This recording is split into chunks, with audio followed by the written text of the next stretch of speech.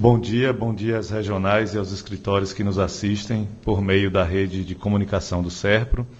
Temos a honra de dar início ao primeiro dia do Congresso SERPRO de Tecnologia e Gestão Aplicadas a Serviços Públicos, o CONSERPRO 2014. Iniciamos o dia de hoje com a apresentação do grupo musical Mambem Brincante. Iniciaremos agora as apresentações do primeiro dia do CONSERPRO 2014. O Congresso oferece prêmios de primeiro, segundo e terceiro lugares aos 12 trabalhos selecionados para apresentação em plenário, além da premiação dos trabalhos mais inovadores. O CONSERPRO 2014 escolheu como tema central Governo Eletrônico, que abrange nesta edição 3 áreas temáticas e 4 temas. As áreas temáticas do CONSERPRO 2014 são Governo e Sociedade, com o tema 1, Governo Digital e Sociedade, Gestão Pública e Sustentabilidade, com o tema 2, Gestão do SERPRO, Arquitetura de Governo Eletrônico, com o tema 3, Engenharia e Arquitetura de Software, e o tema 4, Infraestrutura Tecnológica. Para cada um dos temas serão apresentados 3 trabalhos. Agora pela manhã será abordado o tema 1, Governo Digital e Sociedade.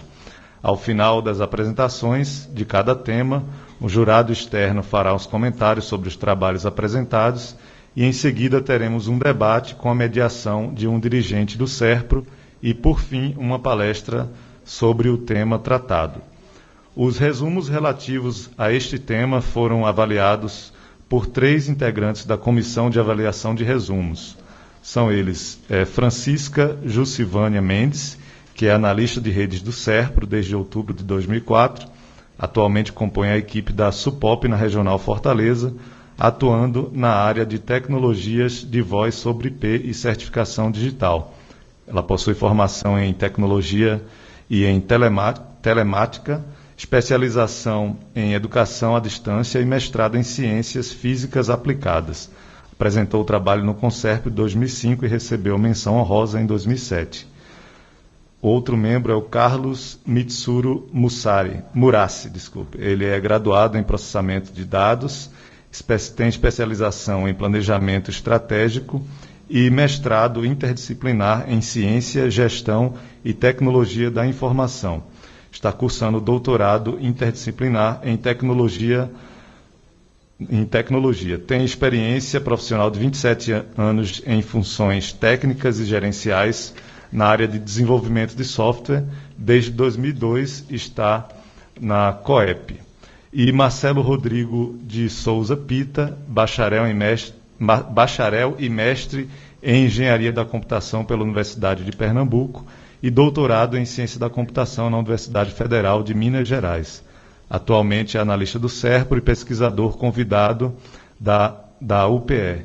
Possui trabalhos publicados em modelagem baseada em agentes, sistemas adaptativos complexos sociais, jogos sérios e computação aplicada em governo eletrônico. Os trabalhos deste tema foram analisados também por uma comissão composta por 2 jurados internos e uma jurada externa. Como jurados internos atuaram Rosana Barros Boani Paulucci, ela é doutora em inteligência estratégica e graduada em matemática, pesquisadora de grupos de pesquisa CNPq em ciências da informação, da Fundação Oswaldo Cruz e da Universidade Federal de São Carlos. Atua no SERPRO como analista na SEAGO. E Sérgio Mariano Dias é doutorando em Ciência da Computação pela UFMG, analista de sistemas no SERPRO, desenvolve pesquisas em análise formal de conceitos com aplicações em mineração de dados e representação do conhecimento. No SERPRO atua na CETEC, desenvolvendo pesquisas aplicadas a governo. É mestre em Ciência da Computação pela UFMG e bacharel em Ciência da Computação pela PUC Minas. E a jurada externa, professora doutora Cristiana Soares de Freitas, possui doutorado em Sociologia da Ciência e da Tecnologia pela Universidade de Brasília e Open University, na Inglaterra. Atualmente é professora adjunta do Departamento de Administração e pesquisadora colaboradora do Departamento de Sociologia da Universidade de Brasília. Atua como membro titular da Câmara de Extensão, sendo representante da Faculdade de Economia, Administração e Contabilidade da UNB. É coordenadora pedagógica do curso à distância de graduação em Administração da UNB. O primeiro trabalho a ser apresentado hoje, dentro do tema 1, Governo Digital e Sociedade, é intitulado Fiscal Cidadão. Este trabalho tem a autoria de Robson de Souza Martins, da SUPST São Paulo. Ele é MBA em Desenvolvimento de Soluções Corporativas em Java SOA, pela Faculdade de Informática e Administração Paulista, e bacharel em Sistemas da Informação pela Faculdade Batista de Administração e Informática. Atuou durante 7 anos como técnico eletrônico em projetos como sinalização metroferroviária e manutenção eletrônica, e 10 como analista programador no desenvolvimento de softwares comerciais. Desde 2010, é analista no SERPRO, lotado no Departamento de Ferramentas e Ambientes de Desenvolvimento da Superintendência de Suporte a Tecnologias, em São Paulo, onde participou de projetos como o ALM, Application Lifecycle Management, e SM ao Fresco, o Processo Verde. Atualmente está no projeto de implantação da tecnologia BPMS, Business Process Management Suite, no SERPRO. Então, com vocês, Robson Souza Martins.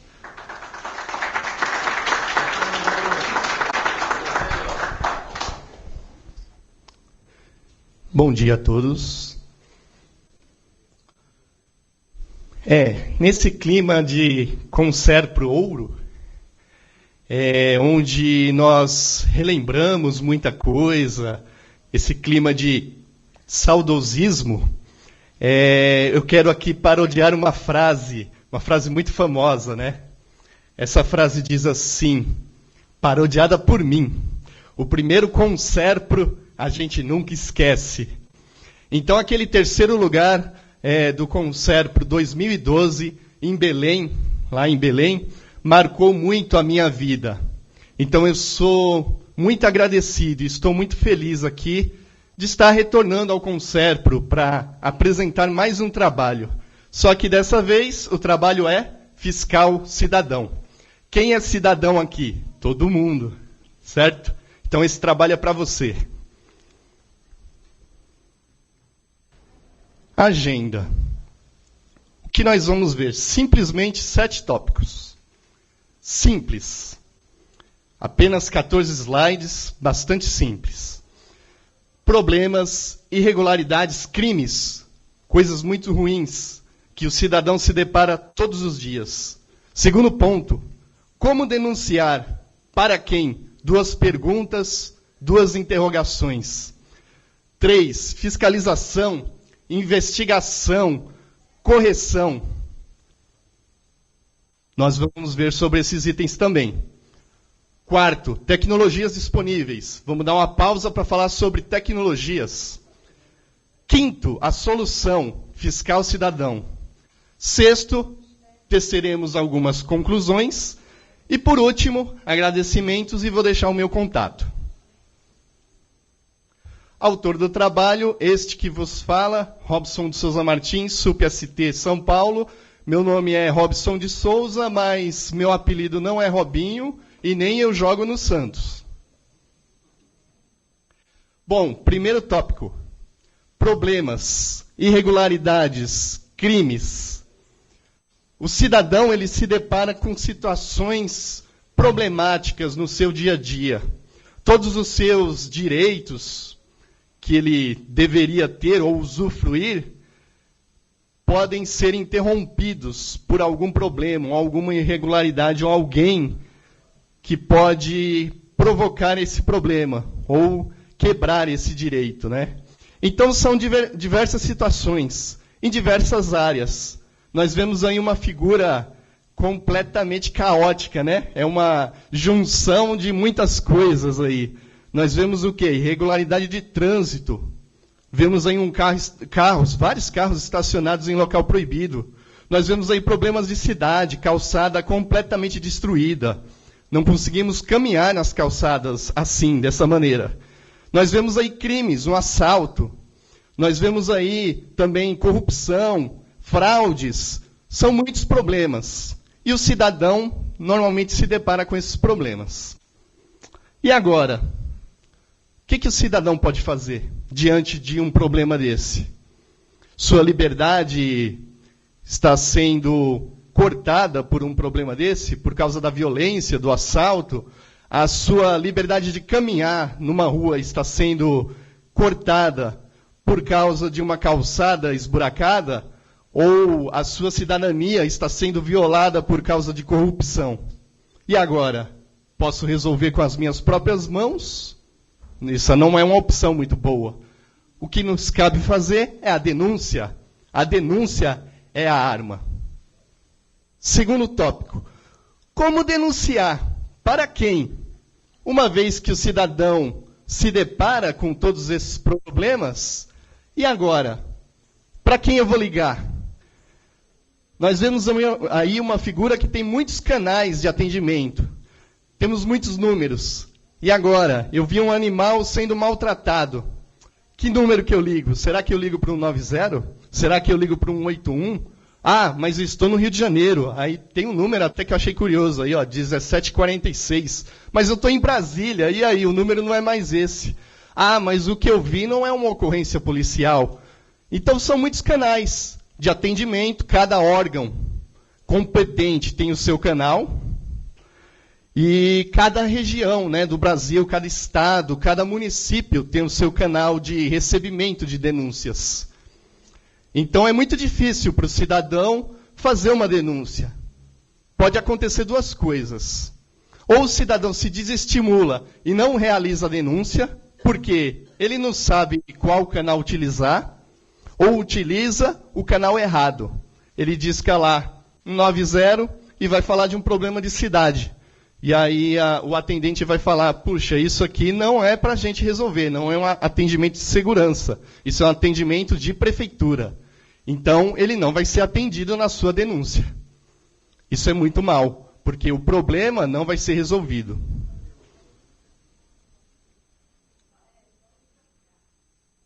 Esse terceiro tópico fala sobre fiscalização, investigação e correção.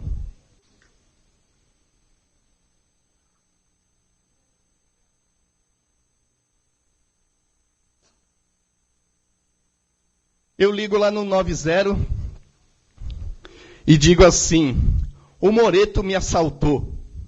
Aí eles vão lá, pegam uma viatura, vão na casa do Moreto, prendem ele, colocam ele na cadeia e acabou, está resolvido o problema. É assim que funciona a denúncia? Não. Por que não funciona assim? Porque deveria haver uma apuração de fatos. Eu posso estar mentindo, pode ser uma denúncia falsa. Então, assim, existe um princípio básico. Uma denúncia, ela precisa ser investigada ou apurada. Nem toda denúncia corresponde realmente à verdade do fato. Uma infração, crime ou qualquer tipo de irregularidade, ela pode ser pega pela autoridade competente, tanto por meio de uma denúncia, que seja apurada e constatada, né? Ou então por meio da fiscalização. Nós temos aí na figura um fiscal de trânsito. Esse fiscal de trânsito verifica uma irregularidade e aplica lá a multa, que é o que está previsto na legislação. E aí isso incorre na correção.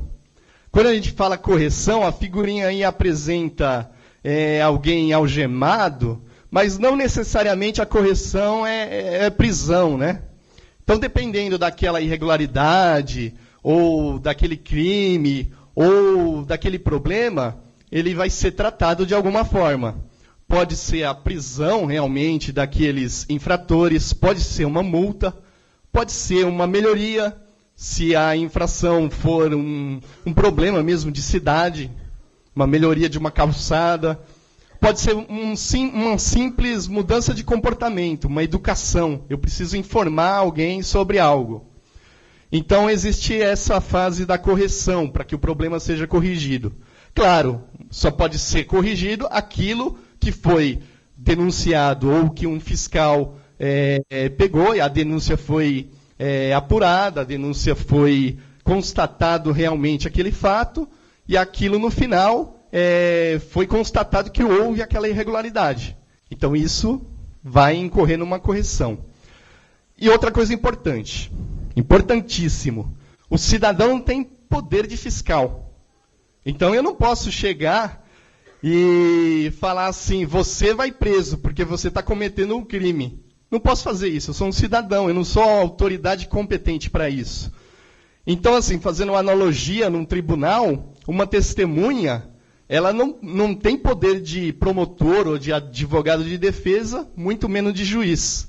Então, uma testemunha, ela apenas relata o que ela viu. Ela não chega lá e acusa, né, a pessoa ou alguém que está sendo acusado. E nem ela condena, né, ela simplesmente relata. Então, da mesma forma, um cidadão, quando realiza uma denúncia, ele está relatando aquilo que ele viu. Ele não está nem condenando, nem aplicando a correção àquele infrator.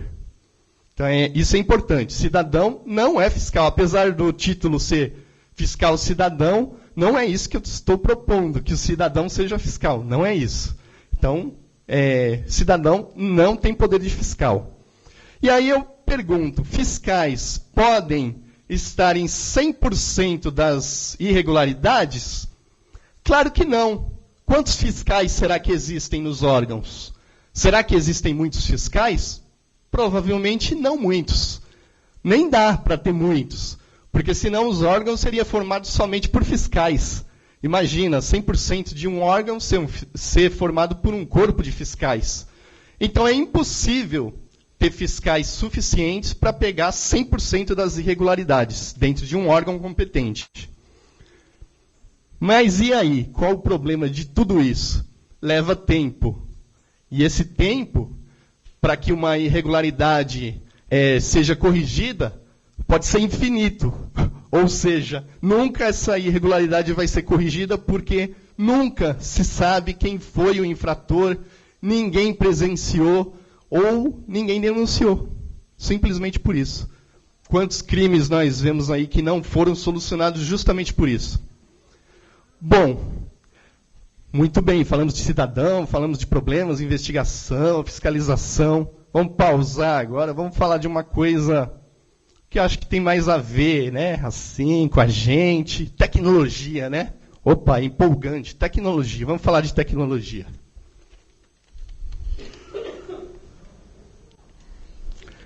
Tecnologia. Bom, que tecnologias que a gente tem hoje, no dia de hoje? Na atualidade, não é nada futuro. Simples.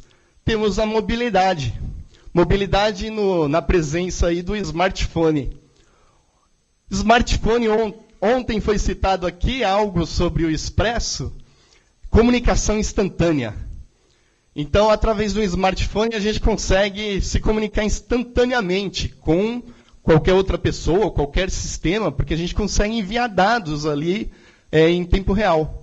E que dados são esses? Podem ser mensagens de texto também. Mas que poder a gente tem também no smartphone? A gente pode fotografar, a gente pode filmar, podemos ter fotos, vídeos, tudo isso num simples aparelho que cabe na palma da mão. Olha que tecnologia sensacional nós temos hoje. Conseguimos enviar vídeos, conseguimos enviar fotos, imagens, texto, tudo ali em tempo real. Para qualquer lugar, porque a internet está presente. Outra tecnologia muito boa, geolocalização. Ou seja, a gente consegue ter dispositivos como o próprio smartphone, que consegue descobrir aonde ele está e informar isso para alguém. Então, através de GPS, de tecnologias de geolocalização, consigo descobrir onde aquele dispositivo está, de alguma forma, e enviar isso para alguém, esse dado para alguém. Outra tecnologia muito interessante, tecnologias web, internet, HTML5, JavaScript, XML, todas essas siglas que a gente fala toda hora, né? etc, etc, etc. Web, usamos isso todo dia. Tecnologias muito boas. Web Services, REST, serviços remotos. Temos serviços que a gente pode chamar remotamente, eles processam, produzem alguma coisa e nos retornam resultados. Muito prático, muito bom. Criptografia, assinatura digital, certificados digitais. Puxa, ramo da segurança, também foi falado ontem num trabalho aqui no Conselho para o Ouro. E para que isso? Garantir aqueles princípios, a gente estuda lá, né, na universidade, confidencialidade, integridade, autenticidade, não repúdio, tudo isso aí. Nuvem. Nuvem é uma espécie de computação distribuída para garantir o quê? Garantir disponibilidade em qualquer lugar, qualquer tamanho de processamento, virtualização. Sensacional. Redes sociais.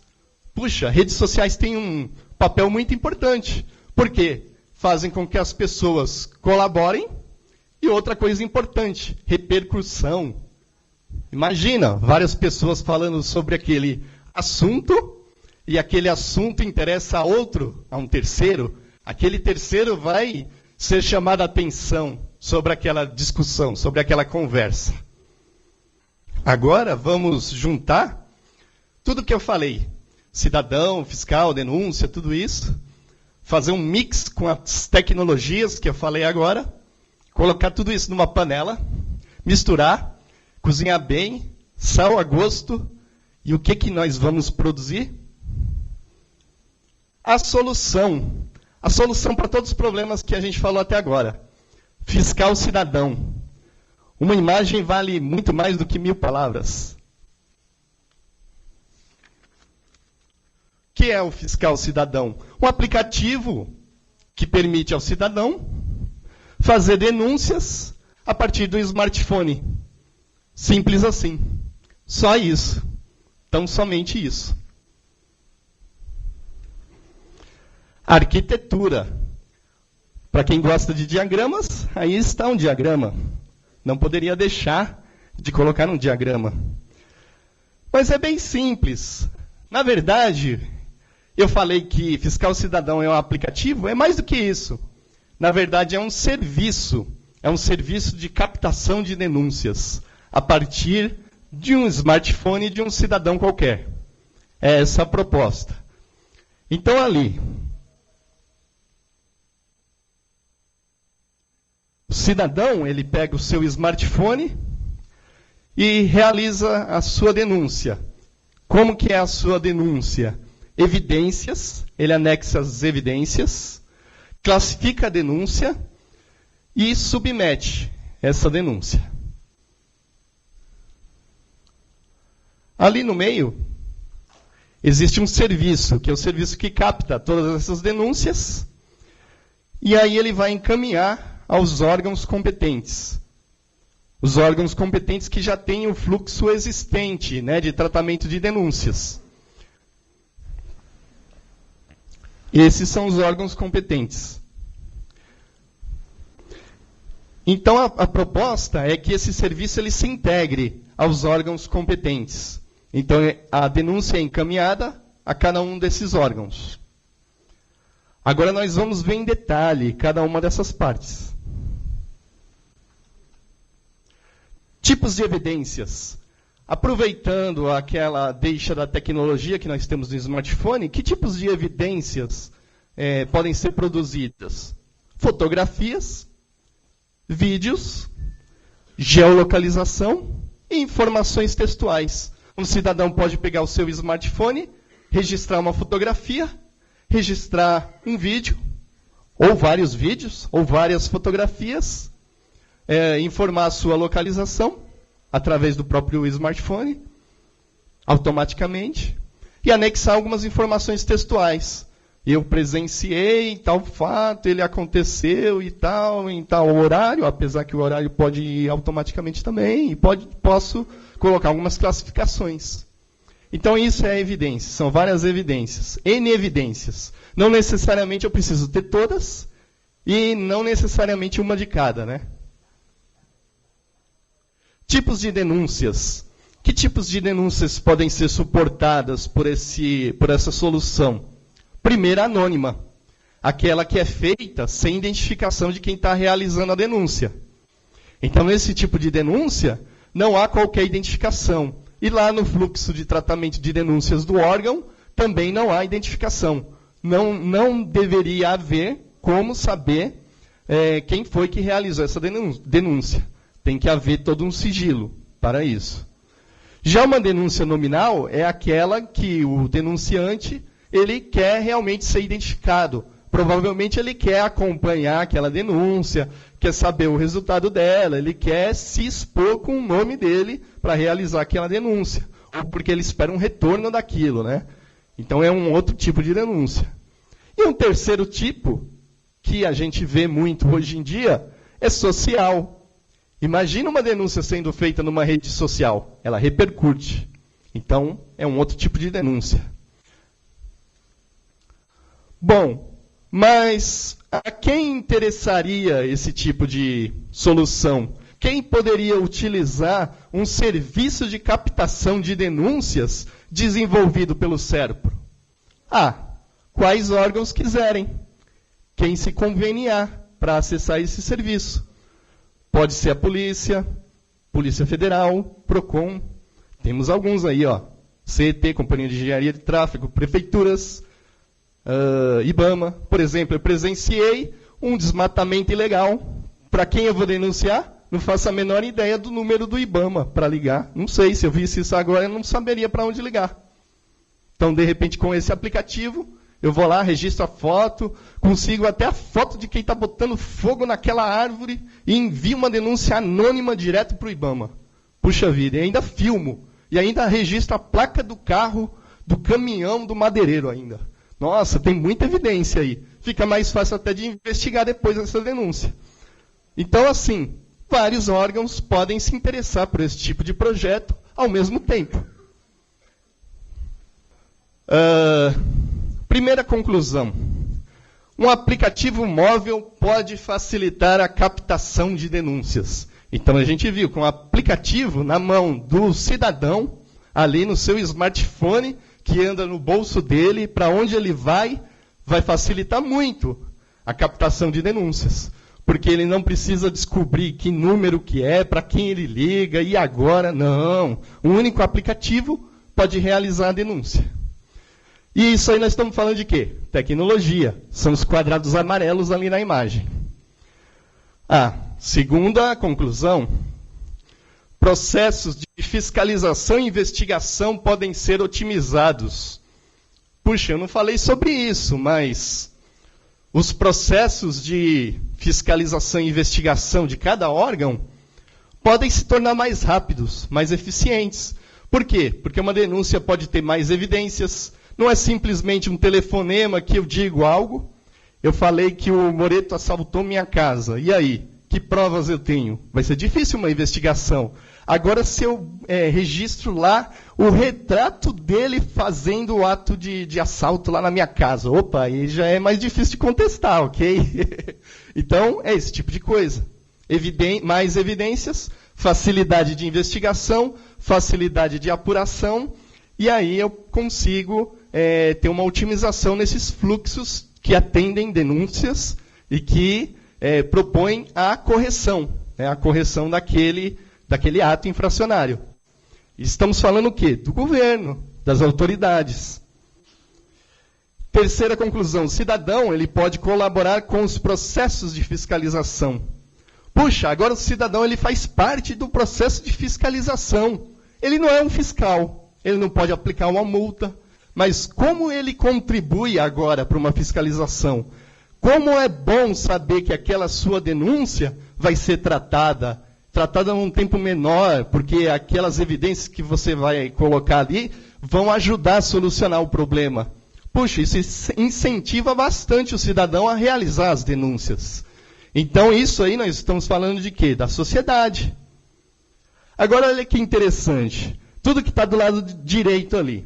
Eu vou ler tudo que está do lado direito com uma outra frase. Uma empresa de tecnologia que aproxima o governo da sociedade. SERPRO, 50 anos. Olha que lindo isso. Acho que eu vou vender. Muito bem. Fim da apresentação. Então, os agradecimentos. 2, simples, rápidos, 1 minuto.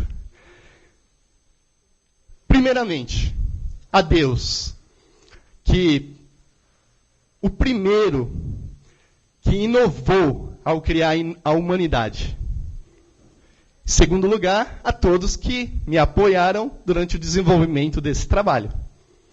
Bom, aí está o meu site. Como foi falado aqui também no Conserpro Ouro, compartilho aqui conhecimento nesse meu site, desde poemas, sonetos, contos, até artigos técnicos, projetos eletrônicos e de software. Então, agradeço a todos por estarem aqui, por prestigiarem também via vídeo streaming e por acreditarem no Conserpro como vetor de inovação e de transformação mesmo da sociedade. Obrigado.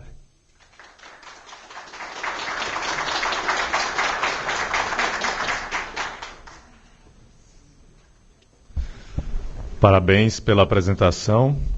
Lembramos que para enviar perguntas e participar do debate, basta escrever para conserpro@serpro.gov.br ou no Twitter utilizar a hashtag Conserpro. Convidamos o diretor do Serpro, Robinson Margato, para mediação do debate. Por favor. Diretor de Relacionamento com Clientes. E ele recebe neste ato a jurada externa, a professora doutora Cristiana Soares de Freitas. Convidamos à mesa também. Fará os comentários sobre os trabalhos e, ao final, fará uma palestra sobre o tema 1. Convidamos também ao palco os apresentadores, Robinson de Souza Martins, Francisco Nauber Bernardo Góes, José Ronaldo Agra e Rodrigo Yurt.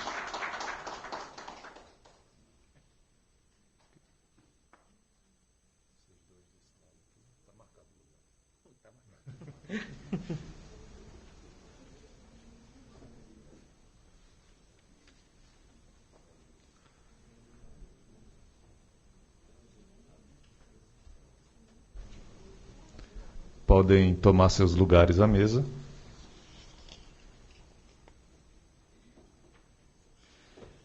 E para início dos comentários sobre os trabalhos, passamos a palavra à jurada externa, professora doutora Cristiana Soares.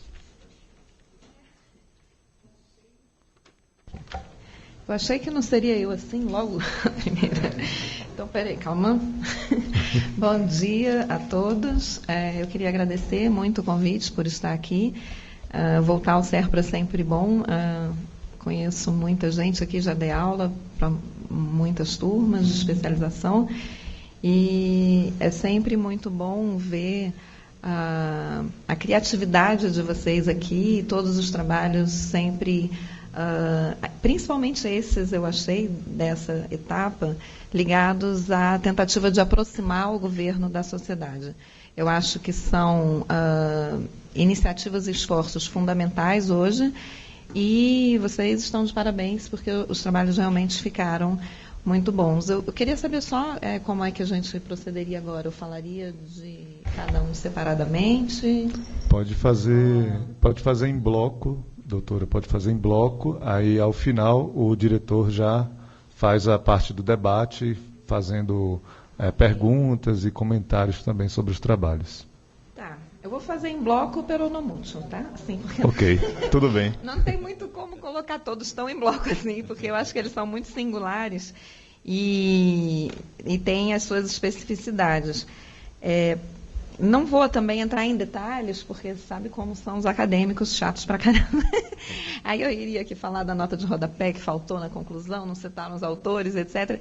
Então eu vou me ater ao comentário central a respeito de cada artigo. E, mais uma vez, eu gostei muito dos três, estão de parabéns. O primeiro, sobre o fiscal cidadão, eu acho que mostra uma preocupação grande de pensar soluções que possam, de fato, colaborar com essa aproximação cidadão e Estado e sociedade, e são aplicativos que eu vejo viabilidade hoje, especialmente viabilidade tecnológica. Senti um pouquinho de falta de uma análise mais relacionada à integração entre os órgãos na hora de usar esse aplicativo, né? Porque aí vem uma questão que eu acho que também a gente já poderia falar um pouco da questão do SIMS, né? Que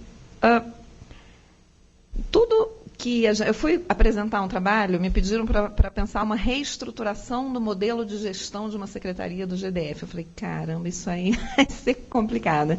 E eu fiz uma análise, pesquisei alguns conceitos e tal, e propus um novo modelo de gestão. E a primeira coisa que me falam quando eu acabo de apresentar é, mas isso não é execuível. Eu falei, não. A execuibilidade de uma tecnologia depende fundamentalmente de vontade política.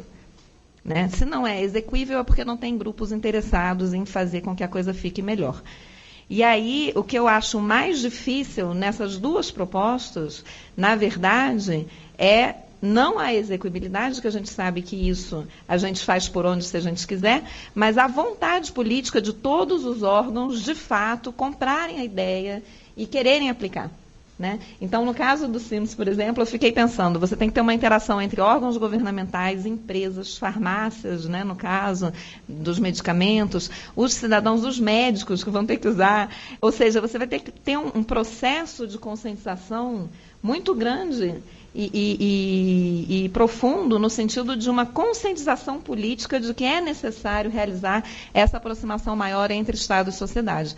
E não acho inexequível de forma alguma, porque eu acho que a nossa construção no Estado, nos órgãos governamentais, seja no campo da TI, seja no campo da gestão pública, ou no campo da filosofia, é fazer com que a sociedade se transforme, e esse processo de conscientização política passa por defendermos essas aplicações, essas soluções, por mais difíceis e por mais barreiras políticas, econômicas e sociais que elas encontrem. Então, eu acho que não caberia também no trabalho, de acordo com a proposta aqui no Conserpro, vocês também se aprofundarem tanto nessa integração. Mas se for pensar na aplicabilidade de fato, pensar como é que seria esse processo de convencimento político de todos os atores que vão participar da iniciativa. Bom, e, por fim, então, a análise de redes sociais.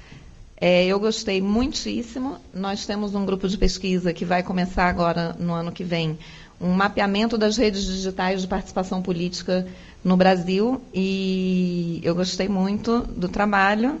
Logo, gostaria de conversar com vocês depois.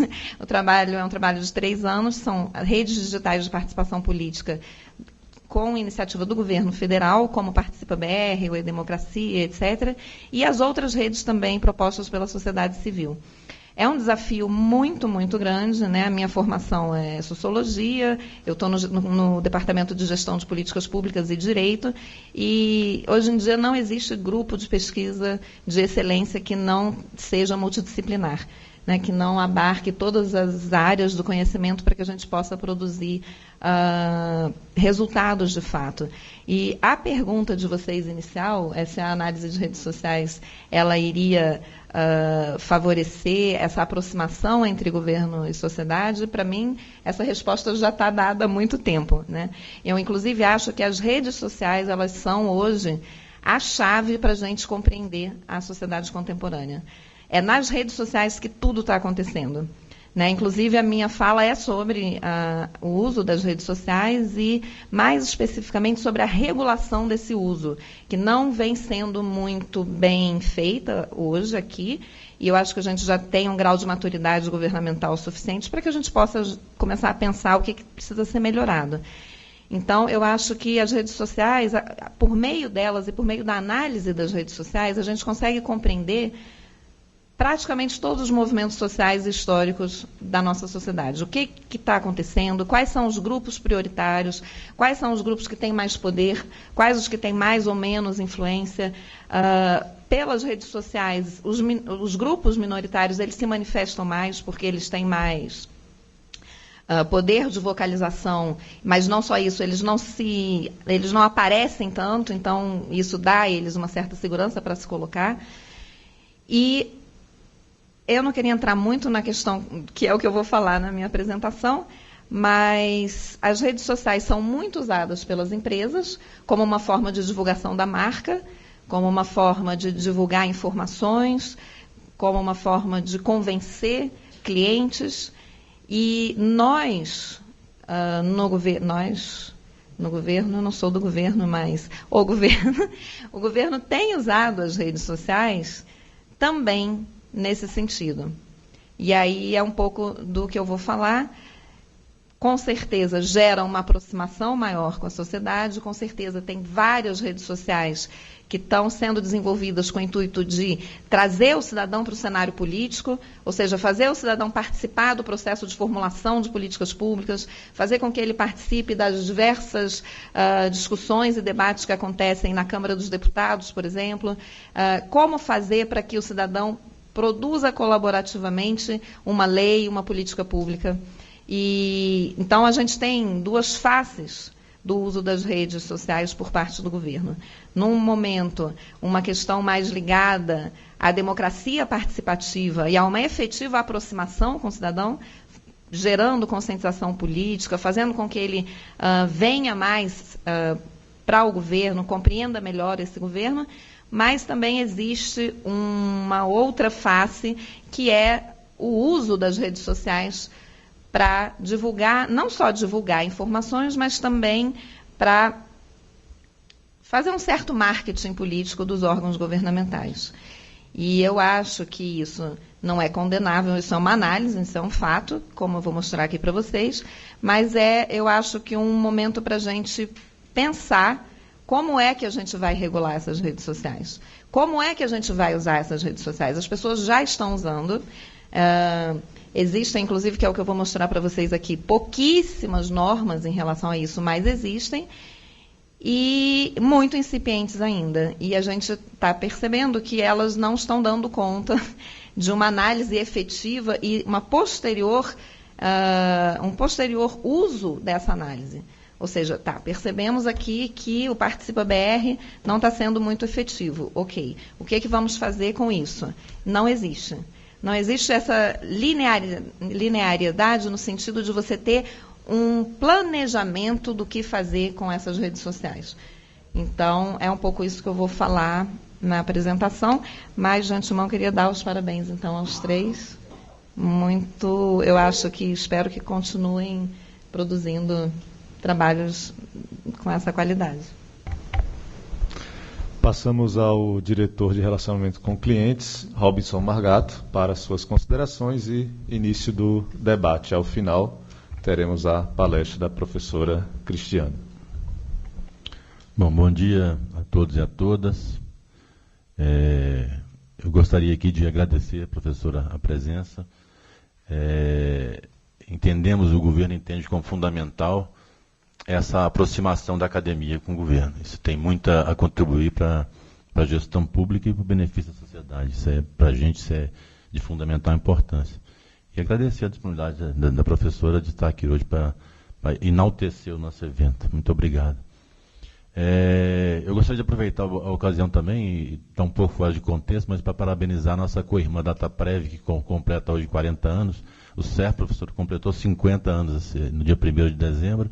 E a Dataprev está comemorando hoje os seus 40 anos e eu queria parabenizá-los por isso, nossos colegas de empreitada, né, diria assim.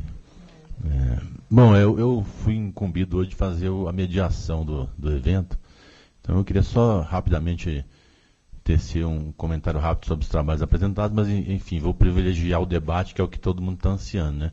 Ninguém quer aqui ficar ouvindo um burocrata falar sobre governo.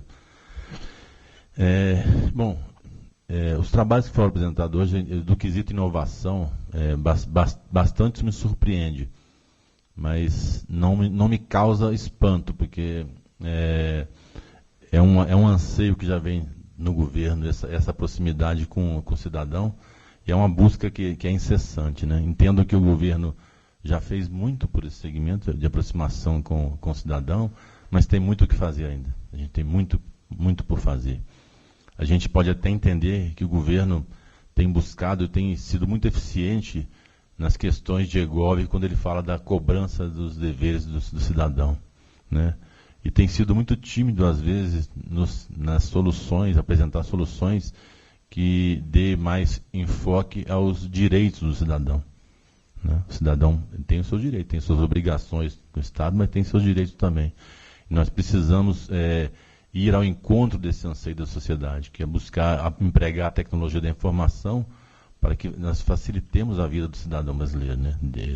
O governo tem que devolver, né? O cidadão ele entrega os seus impostos ao governo e o governo tem que devolver em forma de serviços, né, para o cidadão, e serviços com qualidade.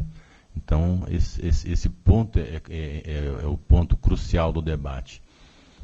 Entendo que essas soluções apresentadas pelos colegas, né, vêm realmente ao encontro dessa angústia do povo brasileiro, que é de ter um melhor atendimento, né, um anseio por ter uma melhor segurança pública, ter uma melhor qualidade de saúde pública, né? Esse é o grande anseio da nossa sociedade. E o trabalho do fiscal cidadão, eu entendo que é bem bacana, bem importante, né? Que já vem com esse contexto, vem com esse DNA já impregnado. Eu já até falava em algumas reuniões internas no SERPRO aqui que eu tinha vontade de ver isso, de ver eu não chamava de fiscal cidadão, porque, na verdade, o que eu tinha pensado, venho pensando há um tempo, é juntar os SINs com o fiscal cidadão. E eu chamava isso de canivete suíço, né? Porque eu entendo assim, porque eu sou pescador, então, assim, canivete suíço, para mim, é aquele negócio que faz tudo, né? Você está precisando de alguma coisa, você pega o canivete suíço, você abre lata, corta não sei o quê, um alicate, tesoura, tem um monte de coisa ali que você faz, para você resolver a sua vida. No meu caso, a minha vida, quando eu estou pescando, eu estou com dificuldade. E o cidadão, ele precisa de uma coisa assim, quando ele está com ele precisa achar um hospital, ele precisa saber onde é que está a agência da Receita, ele precisa saber o número dos documentos que ele tem, porque a gente nunca anda com todos os documentos no bolso, né? Então, você está sendo atendido em algum lugar de alguma repartição pública, o cara do balcão te pergunta, me dá o número da sua carteira de trabalho. Você fala, ixi, e agora, né? Eu não estou com ela aqui no bolso. Mas eu poderia muito bem ter uma aplicação dessa, que eu vou lá, puxa, eu consultar o nome da minha carteira de trabalho aqui, ou o próprio camarada, o próprio atendente ali, o agente público poderia estar fazendo isso com esse sistema, né, com esse software, com essa solução.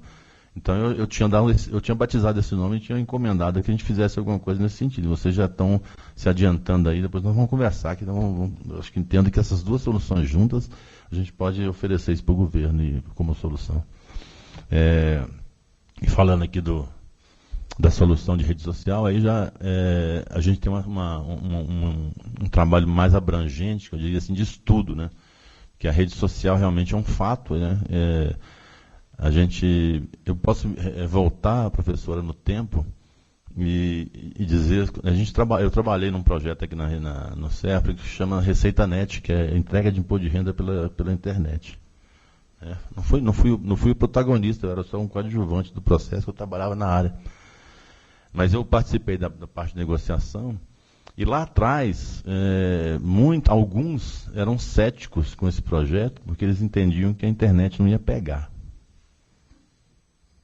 Então, assim, não, isso não vai dar certo, porque a internet não vai, aqui no Brasil, internet, esse negócio não vai funcionar, não vai decolar isso aqui, né? E a gente foi caminhando com isso e falou, não, vamos testar, vamos começar pequeno, vamos ensaiar. E virou o que é hoje, né? Assim, ninguém mais entrega imposto de renda em papel, só entrega pela internet, né? São 29 milhões, cerca de 29 milhões de contribuintes que entregam imposto de renda pela internet. É um case mundial, né? Visitado por uma série de países, mas assim, partiu do princípio que não ia vingar porque não ia decolar. Eu já ouvi falar muito de rede social também. Antigamente falava assim, rede social que era uma coisa de adolescentes, que pessoas que, né, não ia era coisa de universitários para se comunicar, coisa de lazer puramente, né? Isso se transformou, né? E assim, o governo precisa sim estar atento a essas iniciativas. A Casa Civil, como bem citou a professora lá no Participa BR, né? Eu acho que quem toca isso é o Ricardo, parece o Ricardo Pop, meu amigo. a gente tem que entender esse processo da rede social. E o governo tem que estar atento a isso, porque a gente pode tirar muita informação importante para a gestão pública desse contexto, né? E eu digo assim, não é só informação para me reagir, né? Eu entendo a rede social como uma importância mais fundamental no proagir, né? Porque o reagir, a gente vai sempre reagir às circunstâncias que nos são colocadas.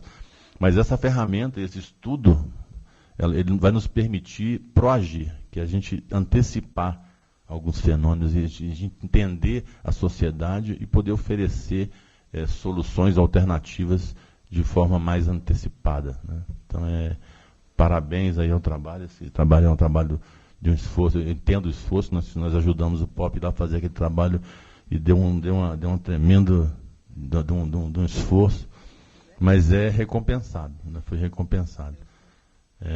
Bom, enfim, vamos aqui. Eu falei que ia privilegiar o debate, estou comendo todo o tempo aqui de vocês.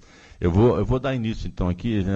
A dinâmica aqui vai ser assim: nós vamos passar abrir a manifestação de todos vocês. Quem quiser se manifestar, perguntar, elogiar, criticar, fiquem abertos aí, o debate está aberto e os microfones vão ser passados para vocês. Sinto, quem está nas regionais também, nos assistindo, fiquem à vontade para interagir.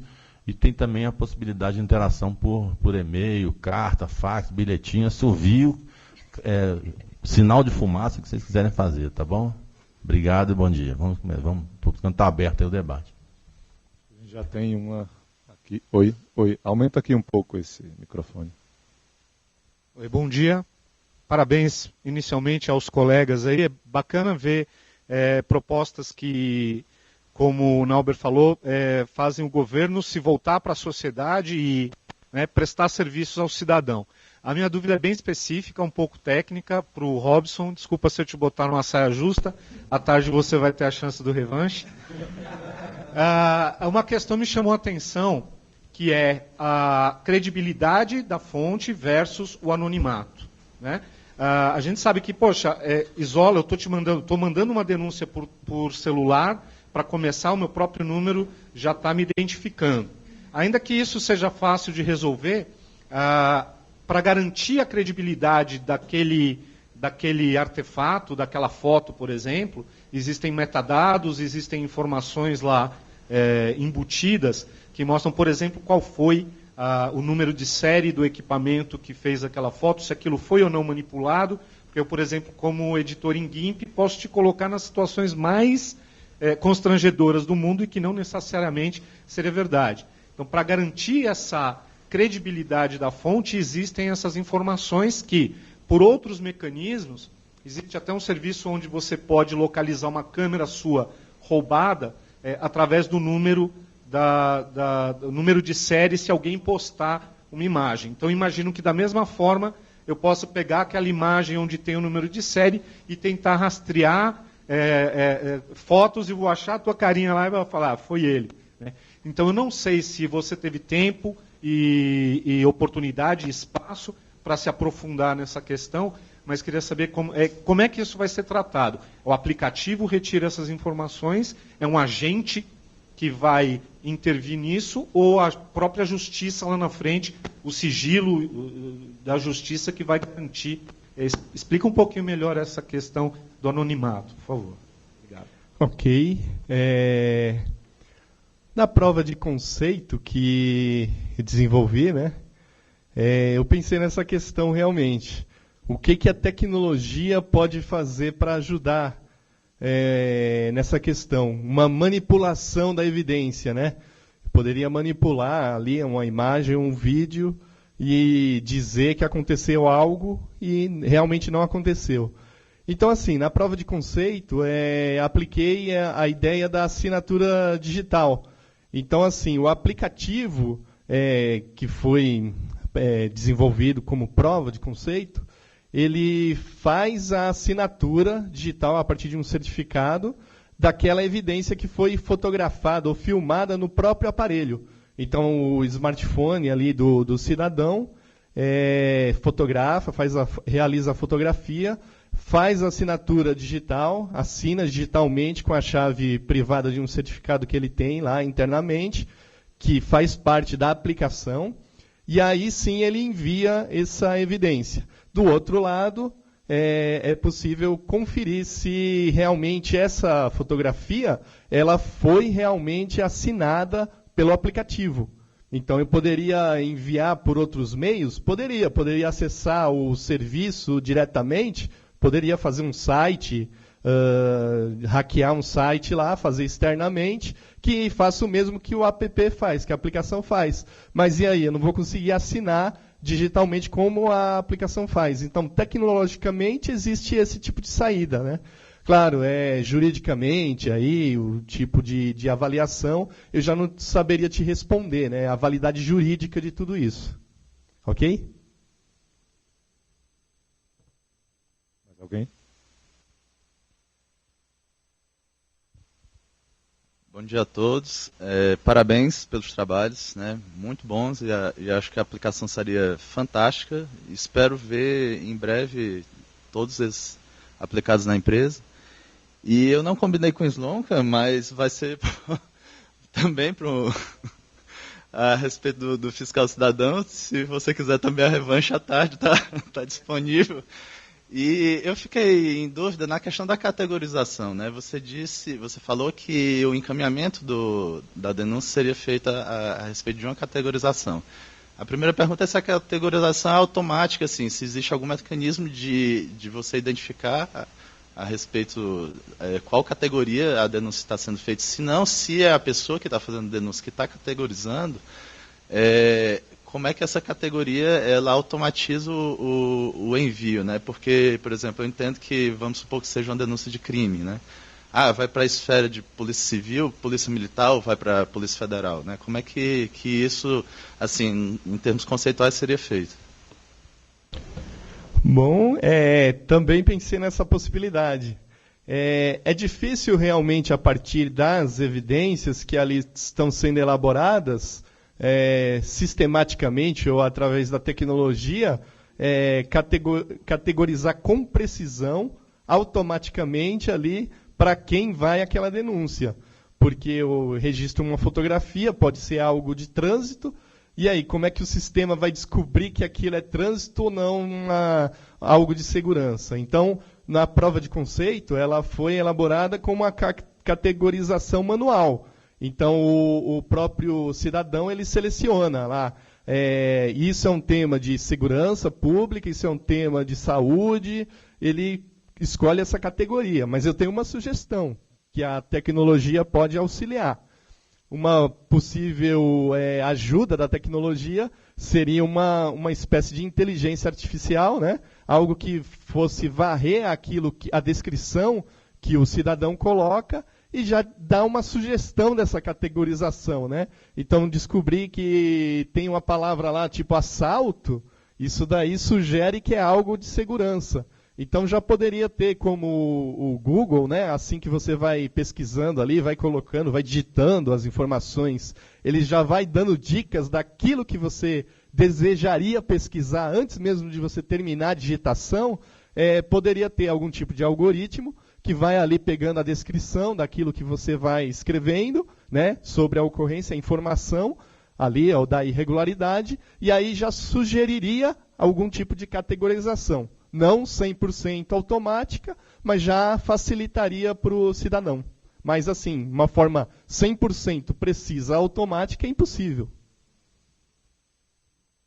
Me adiantando aqui ao nosso mediador, diretor Robson, a gente vai fazer só mais uma pergunta, porque ainda temos a palestra da professora, e ao final, havendo tempo, nós faremos outras perguntas. Então, mais alguém? Alguma pergunta? Okay.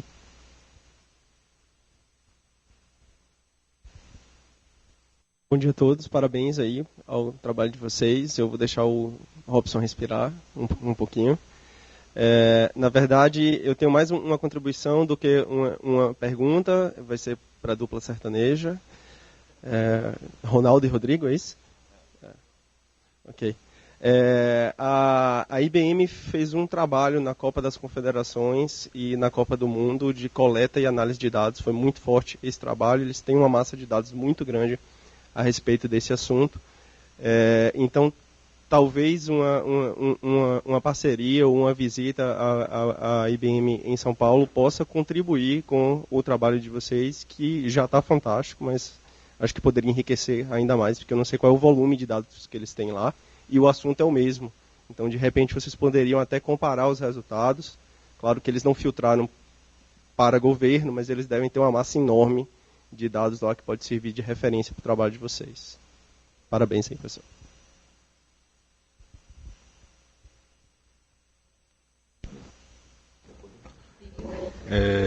Só comentando a respeito dessa sua pontuação, a gente conheceu o trabalho da IBM. Realmente eles não estavam preocupados com o governo e sim com, na verdade, a opinião pública em relação à seleção brasileira. E aí eles chegaram a fazer análise, eles tinham uma ferramenta específica para isso aí, e eles estavam fazendo análise em tempo real, por exemplo, qual era o jogador que estava mais agradando a população, qual era o lance mais discutido, quem era o jogador mais criticado, e realmente eles tinham uma massa gigantesca. Só que, assim, eles focaram, na verdade, no uso da ferramenta deles, que a gente procurou para conhecer um pouco, sim, e ainda vai aprofundar, na verdade, no processo de prospecção desse tipo de ferramenta, né? Não só a ferramenta da IBM, como vários outros concorrentes que existem aí no mercado tratando do assunto. Mas, sim, a gente chegou a dar uma olhada. Pena que eles não disponibilizaram o trabalho de forma pública. Eles fecharam uma parceria com a revista, eu não estou lembrado do nome da revista, e, se eu não me engano, esse trabalho vai ser publicado, está para ser publicado agora, como mais uma propaganda, talvez, do produto deles, mas isso vai ser publicado ainda, isso não tá disponível. Mas sim, a gente chegou a dar uma olhada assim, no produto. Obrigado. Então, diretor, mais algum comentário para fecharmos o debate? Não, é só para encerrar aqui, a gente, se houver tempo, a gente, como o Guilherme falou, a gente volta para continuar as perguntas aí. Eu só queria fazer um comentário ou uma pergunta. Nesse processo aí desse estudo, quantos por cento isso aí é automático, é máquina, e quantos por cento é humano? A gente tem que fazer, assim, qual é o peso disso aí? Assim, porque eu entendo que boa parte disso aí está automatizado, a gente joga lá. Então, mas também eu entendo que tem uma grande parte humana de análise, né? E quantos por cento eu tenho disso aí? Até quanto eu chego de automação e de necessidade? Bom, aquela parte inicial, né, a coleta até o tratamento, a gente consegue automatizar isso. A gente fez scripts e poderia deixar ligado e o robô faz ali e já grava no banco de dados. Mas assim, inicialmente você tem um esforço razoável, depois não tem mais.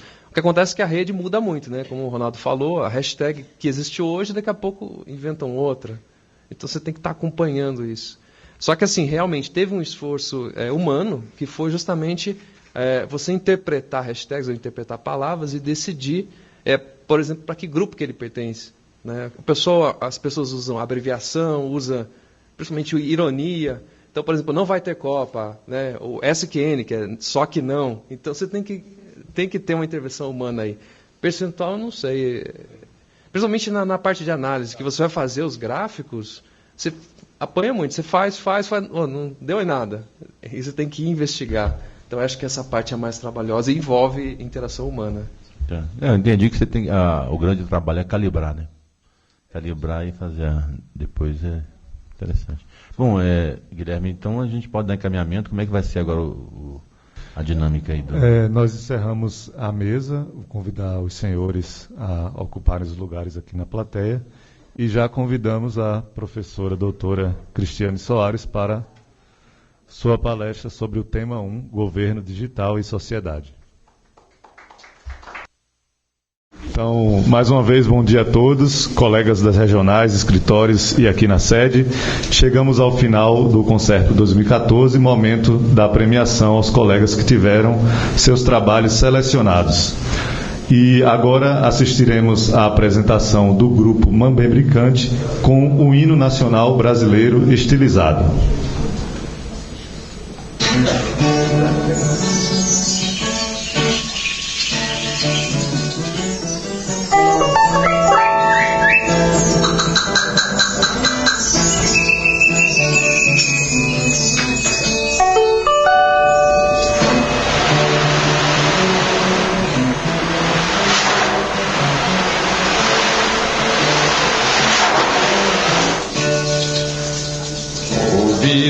Pirangas, margens flácidas, um povo heróico brado retumbante, e o sol da liberdade em raios fulgidos brilhou no céu da pátria nesse instante.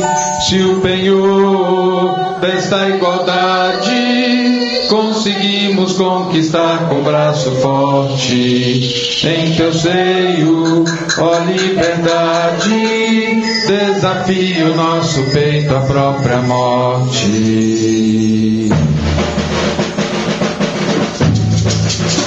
Ó pátria amada, idolatrada, salve, salve, seja um sonho intenso, um raio vívido, olho de esperança, a terra desce, teu formoso céu risonho e límpido, a imagem do cruzeiro resplandece, gigante pela própria natureza, estela é forte, impávido colosso, e o teu futuro espelha essa grandeza, terra dourada, entre outras mil és tu, ó pátria amada, dos filhos deste sol és mãe, gentil, pátria amada, Brasil.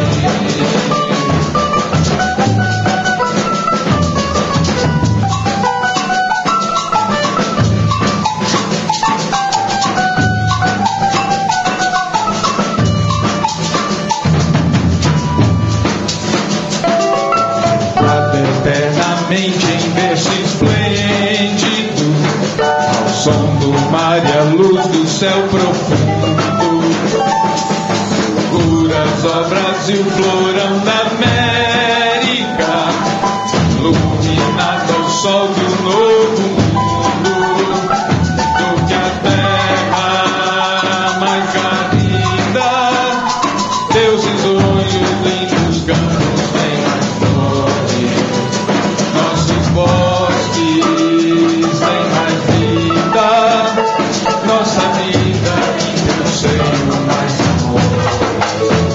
Ó pátria amada, idolatrada, salve, salve, de amor eterno seja símbolo, claro que ostentas estelado, diga o verde louro desta flâmula, o futuro e glória no passado, mas se ergues da justiça a clava forte, verás que o filho teu não foge à luta, nem teme quem te adora a própria morte, terra adorada, entre os 10.000 és tu, Brasil, ó pátria amada, dos filhos deste sol és mãe, gentil, pátria amada, Brasil.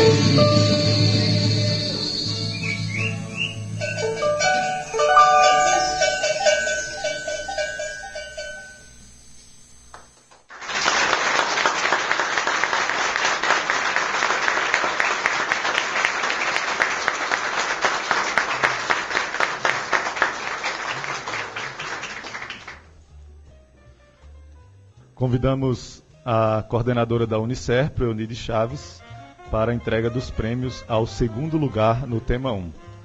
O autor é MBA em Desenvolvimento de Soluções Corporativas em Java, SOA e bacharel em Sistemas da Informação. Seu trabalho premiado é Fiscal Cidadão. Ele é Robson de Souza Martins, da SUPST, São Paulo.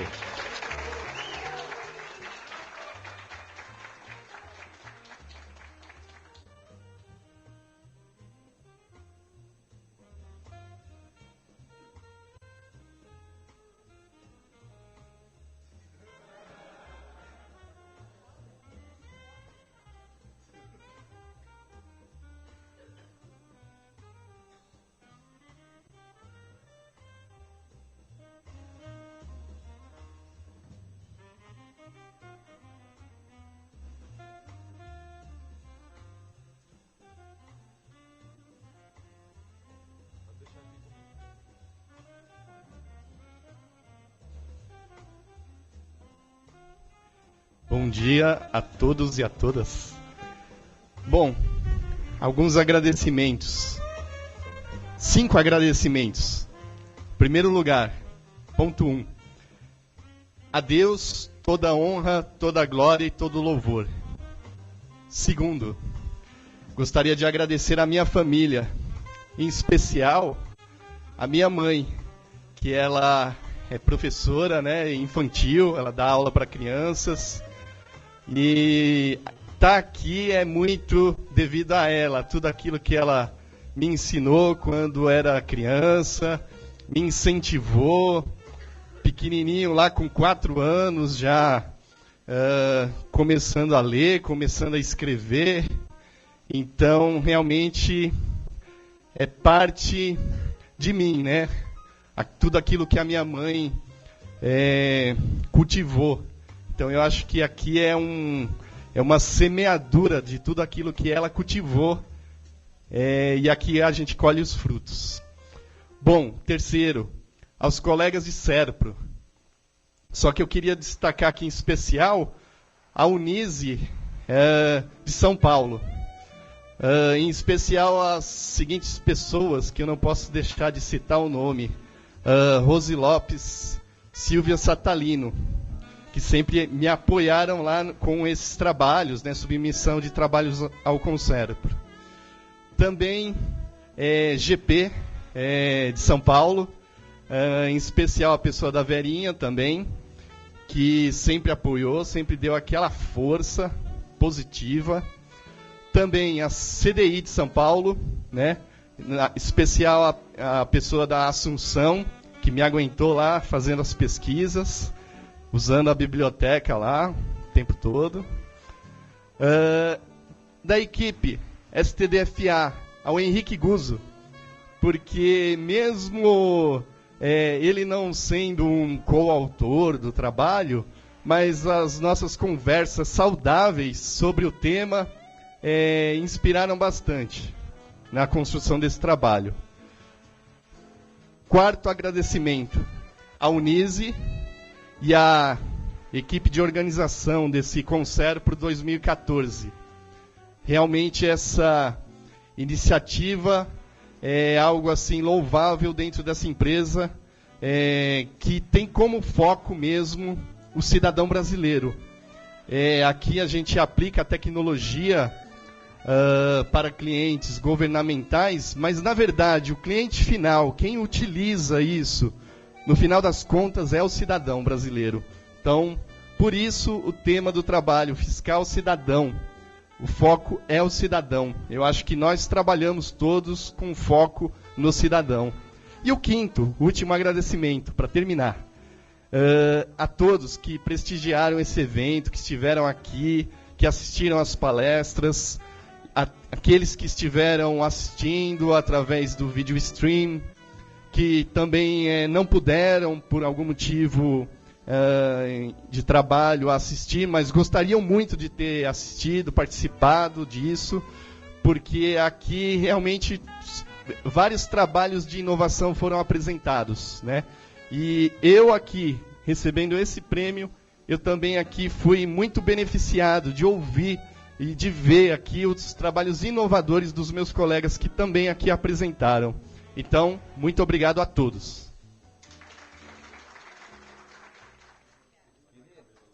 Aproveitamos para agradecer a participação e a presença de todos que nos acompanham também pela videoconferência e pela video streaming.